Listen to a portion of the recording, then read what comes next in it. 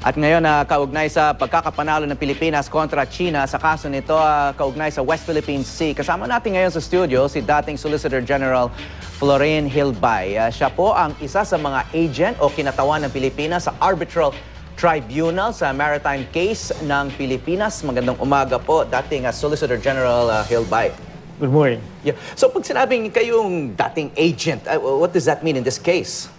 The procedures of the Arbitral Tribunal require that there be an official representative of the Republic. And during the hearing on jurisdiction and the merits, I was the official representative or the agent.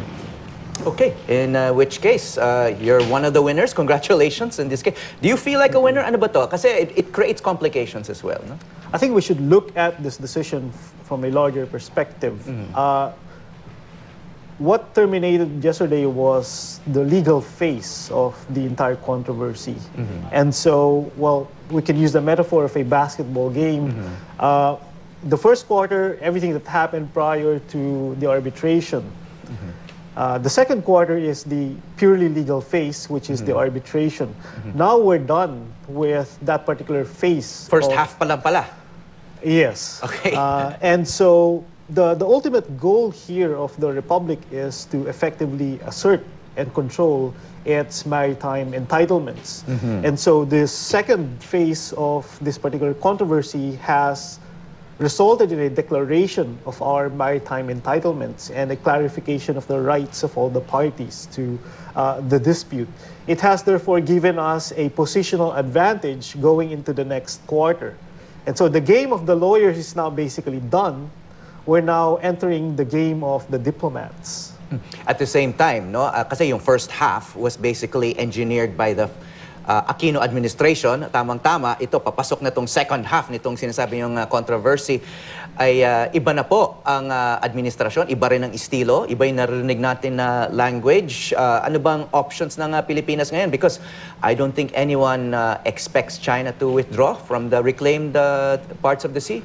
Well, like I said, this is now the game of the diplomats. I see this phase as something like an iceberg. A lot of the things that will happen from now until the end of that phase will be predominantly not accessible to the public. The diplomats have their ways of convincing other parties, our neighbors, to ensure that there is a correspondence between our legal entitlements pursuant to the decision of the Arbitral Tribunal and what happens on the ground. Okay, well, tama yung sinasabi nyo. Yung mga diplomats, mag-uusap yan behind closed doors. Pero at the same time, may naririnig na rin tayo mula sa kasulukuyang administrasyon. Some people are saying they seem to be friendlier to China. The Aquino administration was not known to be that friendly. The rhetoric, the language was supposedly more confrontational. Ngayon, parang mukhang mas gusto makipag-engage ang Pilipinas sa China ngayon. Well, the President Duterte, is the chief architect of our foreign policy. And so he's the one who determines the rhetorical platform. What he now has are the tools based on the decision of the Arbitral Tribunal, which he can use to develop that particular rhetorical platform. And so in the coming days, in the coming weeks, I suppose they will develop a message, right, that they will send to China, the neighboring countries, and the entire world.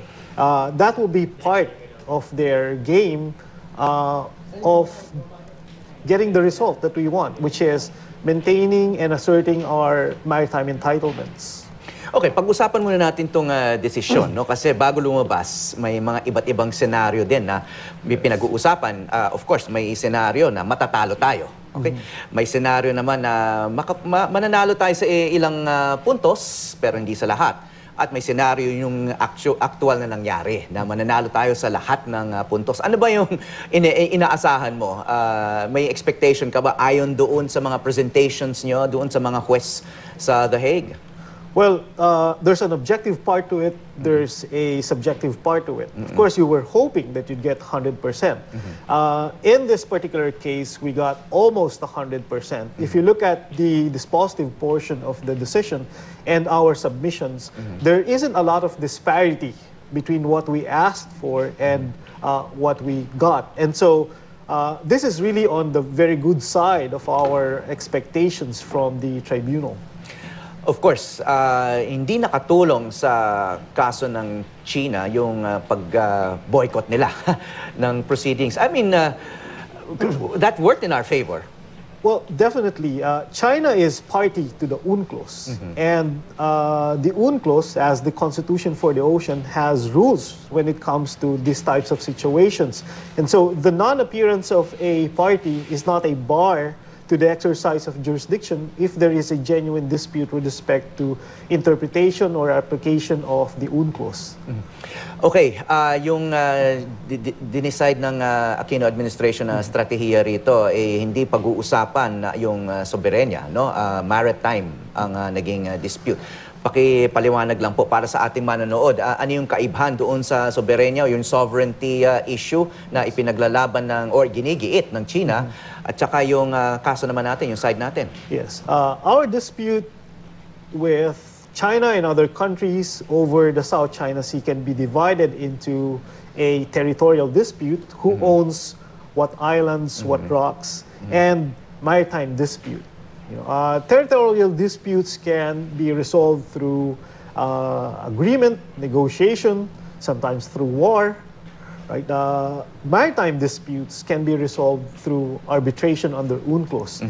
And so, given that the territorial disputes are so much more difficult to resolve, the Aquino administration has decided to try to contain the issue by limiting it to a maritime dispute.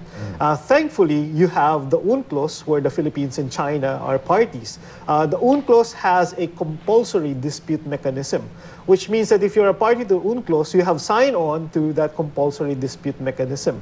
And so the legal case is purely a maritime dispute. There's a clear line of separation between the maritime dispute and the territorial dispute. In fact, had we decided to bring in aspects of the territorial dispute into this case, the tribunal's jurisdiction would have been questioned. And so we stayed on course. We were very disciplined with our case and insisted on separating the maritime dispute from the territorial dispute. And that turned out to be a very good policy decision for us. Pero ang argumento nga ng China, wala nga dapat, walang jurisdiction itong The Hague Court dahil nga, this is primarily a territorial dispute ayon dun sa pananaw ng China and not a maritime one. The beauty of the UNCLOS is that you can have an impartial decision maker. Prior to the arbitration, we had our views as to the nature of this dispute. China has its views as to the nature of the dispute. There's no way to resolve it because what they say is right, what you say is right, then we might as well refer it to a tribunal. Again, thankfully, you have a compulsory dispute mechanism under the UNCLOS, and now in their award of jurisdiction and on the merits, the tribunal said that they have jurisdiction over this case. Therefore, when we go to the negotiating table, when we talk to other countries, not only China, but our neighboring countries and all the countries in the world, when we say that this case is about a maritime dispute, we're not saying this simply because we believe that is the case, but because there is an independent, impartial tribunal that said that that is the case. Okay, baka curious lang ang mga tao, sino-sino ba itong nasa tribunal na ito? Anong mga lahi nila? Of course, that matters to some people, no? Walang Pilipino o Chinese dyan. Wala. The president of the tribunal is from Ghana. There is a member from Germany. There's a member from Poland. There's a member from the Netherlands. Those are the members. Okay, so sinadyang walang Asyano dyan. Yes. Africa, may isang African na nag-head ng tribunal at yung iba ay Europeans. So, what next? No? May mga iba bang mechanism? I forgot the French member of the tribunal. Another European. Ano pa ba yung mga options ng Pilipinas ngayon? Nobody expects China to withdraw from these territories. Although there is a recent precedent daw, yung kaso ng Bangladesh versus India. Maritime dispute din yon that was resolved under UNCLOS at nanalo ang Bangladesh at umatras daw yung India, which is a major power in the region, At kaya may umaasa na baka maging sumunod naman yung China dito Well, sa desisyon. that is precisely the challenge to our diplomats. You know, how to find a correspondence between our legal entitlements under this decision and the facts on the ground. What tools they will use, you know, will be based on their assessment of what is possible given the circumstances.